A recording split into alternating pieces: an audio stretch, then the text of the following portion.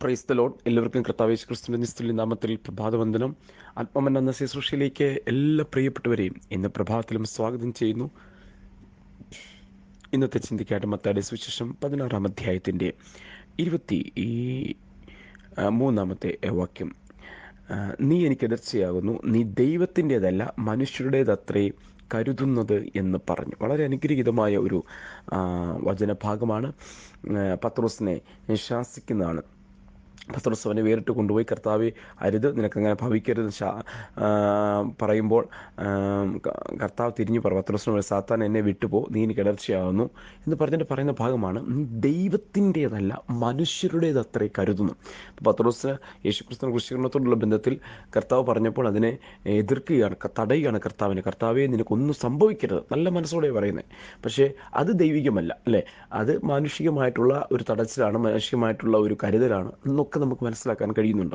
എന്നാൽ ഇവിടെ കർത്താവ് പറയുന്നത് എന്താണെന്ന് അറിയാമോ? നീ ദൈവത്തിൻ്റെതല്ല മനുഷ്യരുടെ കരുതുന്നു. അപ്പോൾ യേശു ക്രിസ്തുവിനെ തടയുക, കർത്താവിനെ തടയുക. എന്തിനാ?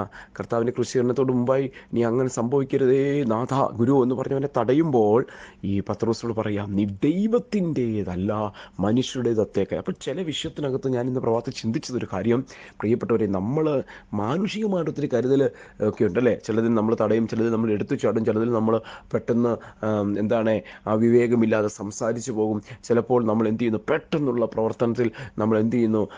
നമ്മൾ കോപിഷ്ഠരായി പോകുന്നു. നമ്മൾ ക്രോധമൊന്നും ശമിക്കാൻ കഴിയുന്നില്ല. ഇങ്ങനെ പല വിധത്തിൽ നമ്മൾ ചില വിഷയങ്ങളോട് ഒക്കെ ഇടപെടുമ്പോൾ നമ്മൾ മാനുഷികമായി പലതും ഇടപെട്ട് പോകുന്നത്. ഇന്ന് പ്രഭാതത്തിൽ ഇവിടെ വായിക്കുന്നത് പറയുന്നത് എന്താണ്? നീ ദൈവത്തിൻ്റെതല്ല മനുഷ്യരുടേത്. നമ്മൾ എന്ത് കരുതേണ്ടത്? മനുഷ്യരുടേതല്ല, ദൈവത്തിൻ്റെ കരുതൽ, ദൈവത്തിൻ്റെ ചിന്ത. അവിടെ മറ്റൊരു ഭാഗത്ത് പറയുന്നത് ദൈവത്തിൻ്റെ നിരൂപണം, ദൈവിക നിരൂപണങ്ങളിലേക്ക്, ദൈവചിന്തയിലേക്ക് ഇന്ന് പ്രഭാതത്തിൽ നമുക്ക് കടന്നു വരുവാൻ കഴിഞ്ഞാൽ, പ്രിയപ്പെട്ടവരെ, നമ്മുടെ ജീവിതം അനുഗ്രഹമായി തീരും. അപ്പോൾ ഇന്ന് നമ്മുടെ കുടുംബത്തോടുള്ള ബന്ധത്തിലും, ശുശ്രൂഷയോടുള്ള ബന്ധത്തിലും, നമ്മുടെ ജോലിയോടുള്ള ബന്ധത്തിലും, നമ്മൾ കടന്നു പോകുന്ന സാഹചര്യമുള്ള ബന്ധത്തിലും മാനുഷികമാണോ കരുതുന്നത്, ദൈവത്തിൻ്റേത് കരുതുന്നുണ്ടോ, മനുഷ്യരുടേതാണോ കരുതുന്നത് എന്ന് നമ്മൾ ചിന്തിക്കണം.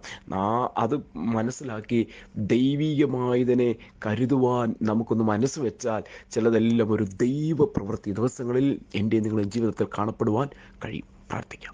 പരിശുദ്ധ പിതാവേ, വചനത്തിനായിട്ട് സ്തോത്രം. ശക്തീകരിക്കണം, ബലം പകരണം, എല്ലാവരെയും അനുഗ്രഹിക്കണം. യേശുവിൻ നാമത്തിൽ തന്നെ. ആമേൻ, ആമേൻ. കർത്താവേ അനുഗ്രഹിക്കട്ടെ.